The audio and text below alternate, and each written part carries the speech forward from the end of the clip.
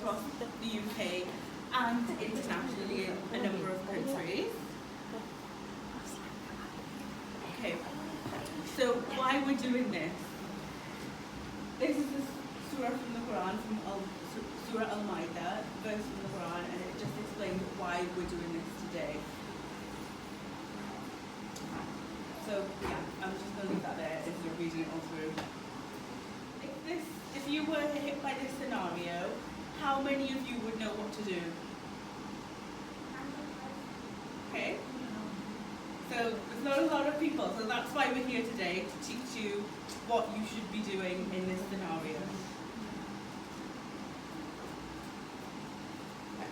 So this is just the plan for today. I know that, oh, she's up there. So we'll start by going over everything, and then we'll give you all a chance to practice in group, and you can ask questions at the end. What is BEMA? So BEMA is the organisation who has arranged this session. So it's the British Islamic Medical Association. So it's a group of doctors, nurses, pharmacists, allied healthcare professionals who are all trying to improve the health of our brothers and sisters by education, and they run lots of different programs and initiatives. So we've got a video just to show you, which I think and hard they thought, and in themselves they sought an idea to empower the people. So many skills that can be taught. As this group increased, they joined forces with many others. This family was now growing, with mutual sisters and brothers. United and inspired were these professionals of Tolkien. To serve humanity, the greatest being fled. They embarked upon lifesavers, teaching CPR. To some, discussing organ donation. All together as one. Preparing elderly doctors and increasing awareness of cancer. Tackling problems with large families with an appropriate as leaders according to our theme, and presented with the problems coming from COVID-19. So many years now after that doctor first was stood, now we have numbers in thousands doing good. Working their less than diamonds, professionals give up their time. Volunteers are their all, not being paid a single dime. You'll have to travel far, the same to try and find. Save a life equates to saving all of the British Islamic Medical Association here in service of our nation.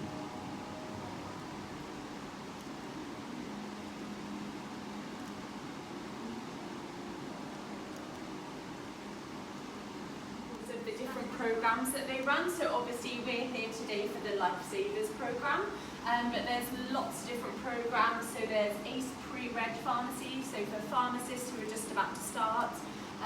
There's specific ones for coronavirus, both in terms of research but also about the vaccine, about organ donation. So there's lots and lots of different programs that they run. Like I'm part of the cancer screening awareness program. So there's lots of different events that they'll run, so do keep an eye out, because throughout the year all the different parts of BEMA will be running their own kind of talks and things like that. So Lifesavers is not just across the UK anymore, it's across all of these countries that you can see on the screen there. So everywhere it's happened today. We've done it later in the day, most people have done it after Zohar, but everybody has done this event today in all of those countries and throughout the UK. So why should we learn basic life support? So as we've gone over before, it's to know what to do in the situation in that picture earlier.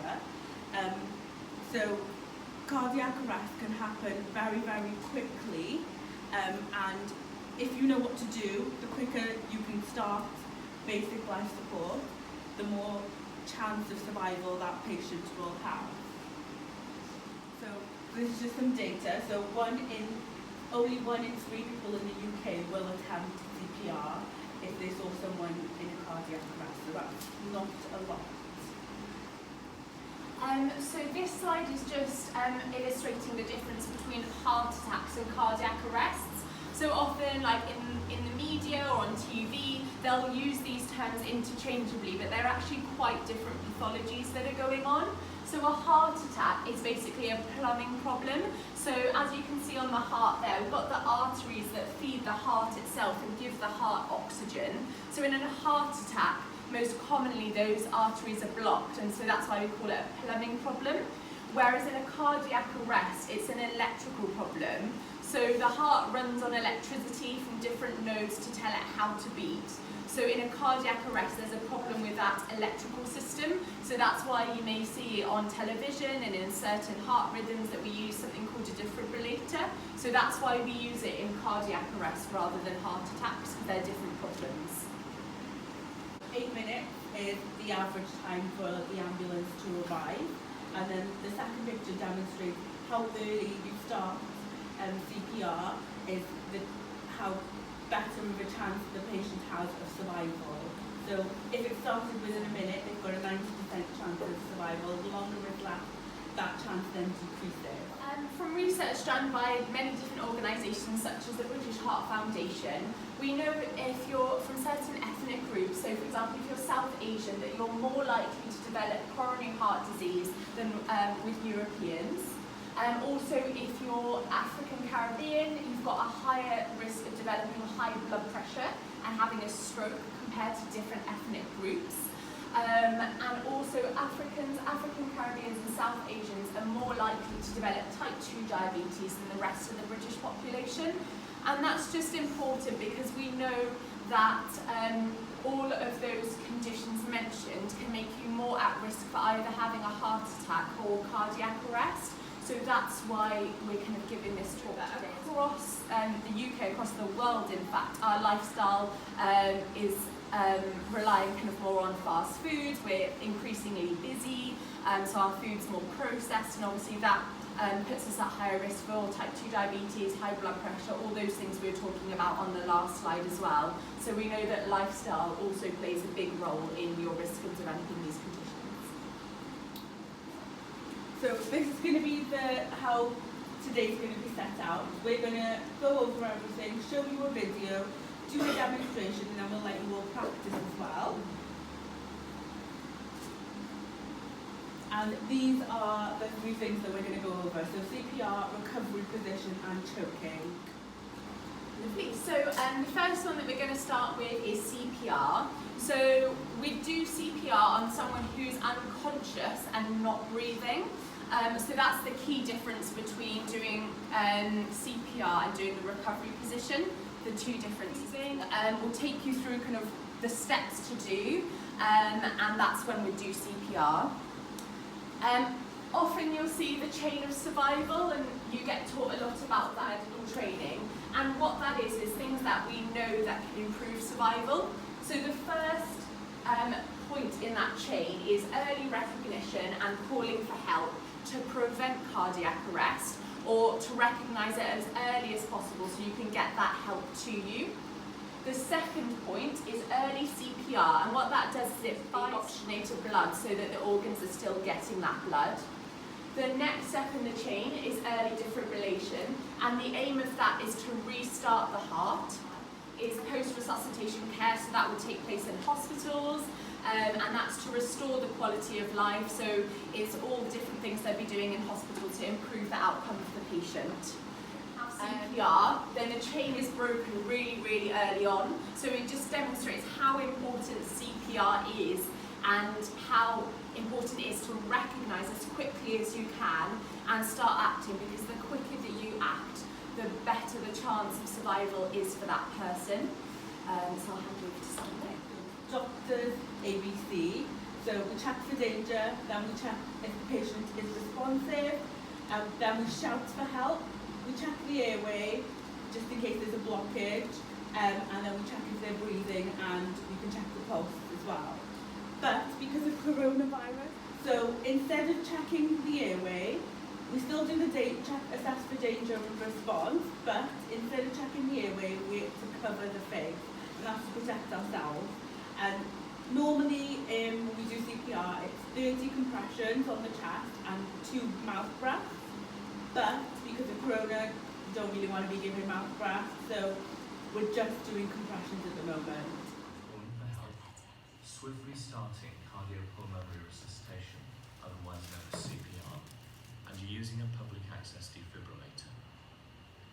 80% of these cardiac arrests happen in the home, so it may be a family member or a friend who's affected. Some of you may be concerned, however, because of the risk of spreading coronavirus. Here is a way that you can still save a life whilst keeping yourself safe, in particular if the collapsed person has had flu-like symptoms. If you find someone who is collapsed and not breathing normally, the first priority is to call for help. Do not place your face close to theirs to check for breathing. Use your phone to call for an ambulance, and then put your phone onto speakerphone to give you instructions and guidance. Find a towel or a piece of clothing and lay it over the person's mouth and nose. Do not use anything that could damage the face or obstruct the mouth. The aim is to reduce the risk of virus transmission. Do not do mouth to mouth, but start immediately doing chest compressions. Place the heel of your interlocked hands in the centre of the chest. Push hard and fast, ideally to the tempo of Staying Alive by the Bee Gees. Continue doing this. If the collapse happens in a public place, send someone to get a public access defibrillator. Using these carries no risk of virus spread. The defibrillator. Those straightforward steps, you can save a life whilst keeping yourself safe.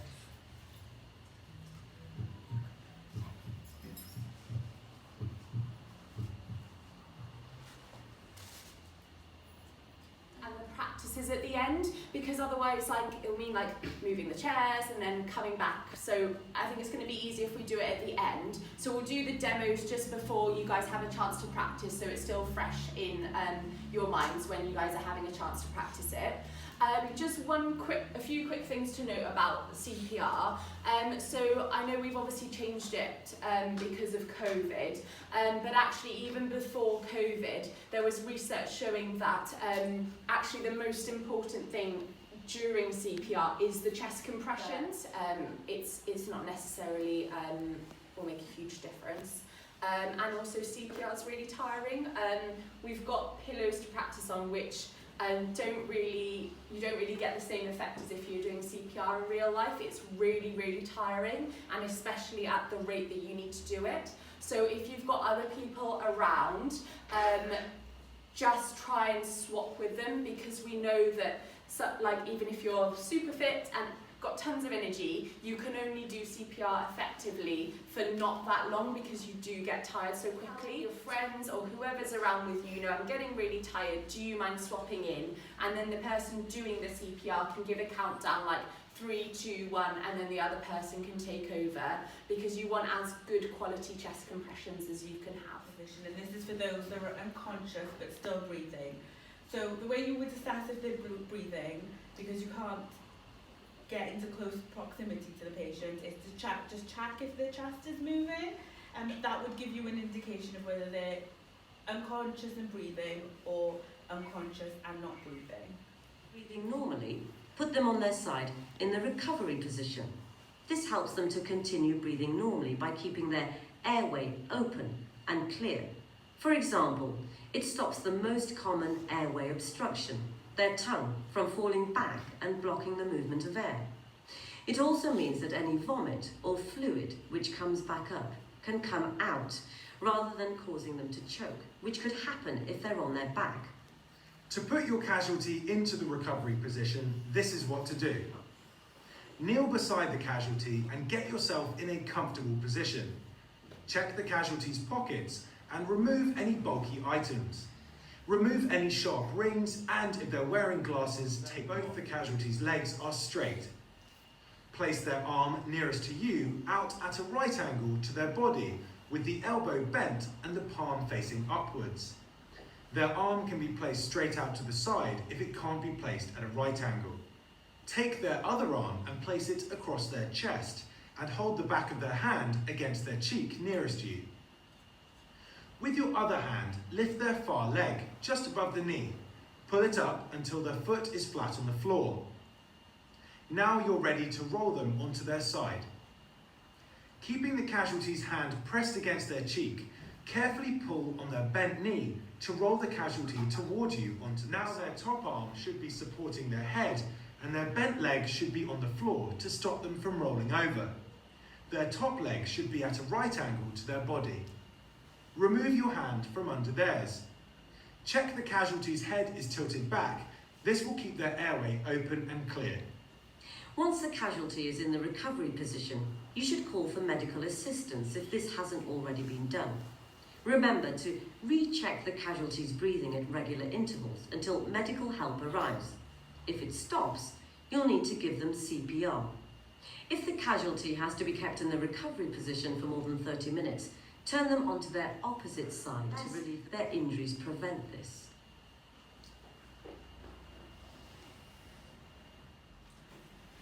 So the last topic that we're going to cover is choking and what to do if you find someone who's choking. It's really common choking. You may well have seen friends or family who've got something stuck in their throat, and it can be due to food, or maybe like a young child has kind of swallowed something or put something in their mouth. So it's a really good skill to be able to help someone with if they are choking.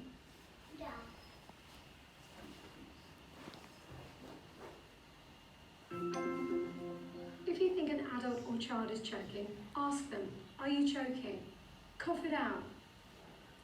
If they are coughing, encourage them to continue as they may be able to remove the obstruction.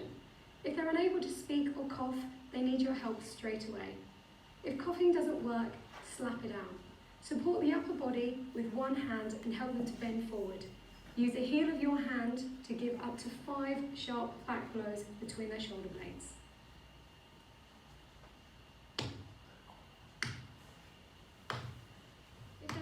Tell them to pick it out. If back blows don't work, try giving up to 5 abdominal thrusts. Squeeze it out.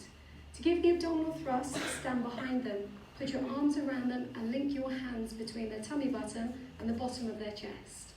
Clench your lower hand in a fist, grasp your fist with your other hand and pull sharply inwards and upwards. Repeat up to 5 times.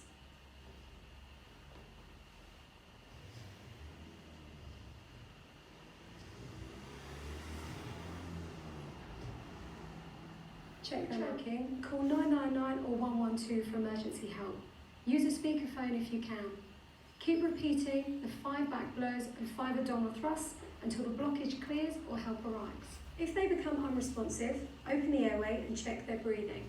If they're not breathing normally, start CPR. If someone's choking, cough it out, slap it out, squeeze it out. If it's not cleared, call 999 or 112 for emergency help. Keep repeating the cycle. Start CPR if they become unresponsive, and that's how we treat choking. So we'll show you CPR and then the recovery position and then choking, and then you can break up into small groups and practice each of those. We'll be kind of roaming around, so if you've got any questions while you're practicing, then grab one of us. Does anyone have any questions at this stage at all? Cool. Well, don't be shy. Feel free to grab one of us if you do have any questions. Busy road, obviously cars, they might have electrocuted themselves and that's why they've gone into cardiac arrest. So when you're approaching the patient, just be on the lookout for anything that could injure you as well. And then you'll be checking for a response. So if you know their name, use their name. So be like, hello, hello, can you hear me? Open your eyes if you can hear me. And you can kind of shake their shoulders a little bit as well. And then you'd be shouting for help. So you'd be like, help, can I have some help, please? And then if you're by yourself, then that's when you'd call 999 yourself. If you're in a park or in a house and there's other people around, if you get someone else to call the ambulance for you, that means that you can just crack on and get straight on with CPR.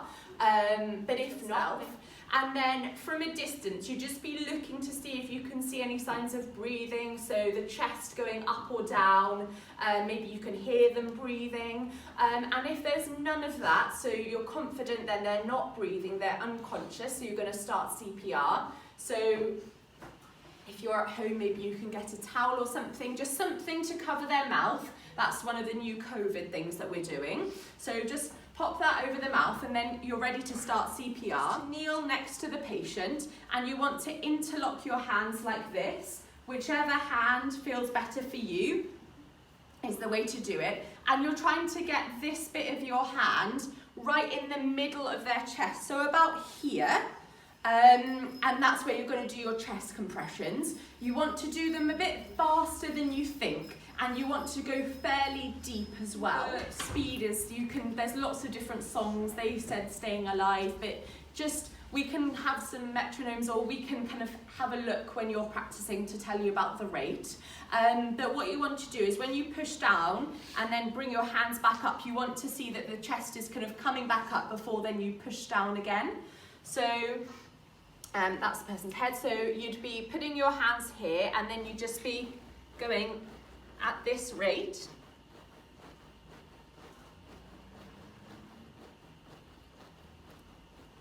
So things to make it over so that you're using your weight to help do the compressions. It is really tiring in real life. You may well feel their ribs crack, which is obviously scary, but you're doing good to them by doing the chest. That will help pump the blood around the body. So keep going. I know it will feel a bit scary, but you're doing a really good thing, and you're massively increasing their chance of survival. So don't be afraid if you do feel the ribs cracking. If anything, that means that you're probably doing it right and with the right amount of force. Or some form of help arrives as well. Any questions about it? So you just keep going. Like pre-COVID, we did 30 and then 2 breaths. But because we're not doing the breaths now, you just... When we do compression and then breath, but now we're not doing any breathing or anything. Mm-hmm. Does it affect the survival rate as well? So I'm not sure is the honest answer. So I know that pre-COVID, you're exactly right, that's what we were doing. I know that I think in studies, even pre-COVID, it was showing that actually even when you go into cardiac arrest, your blood has a decent amount of oxygen in it already. So actually, the chest compressions are probably better because they're the thing that are helping the blood get round, which already has oxygen. And there was this question about, if we're pausing the chest compressions to give the breaths, then obviously that pressure in the vessels goes down because they're breathing. So I would still do the assess for danger and then assess for response. So, hello, can you hear me? And then I might give her a little shake as well. And then she's not responding, but I can see her chest is moving. So she's still breathing. So in this case, I would put her in recovery position and then call for help. So you take the hand closest to you, 90-degree angle, and then the other hand across her chest and to her cheek, and then the leg furthest away from you so that her foot is flat, and then just pull her over towards you and make sure her leg's at 90 degrees and her head is tilted up so her airway is open. And then you keep monitoring, making sure she's still breathing. We put her back on her back and do CPR.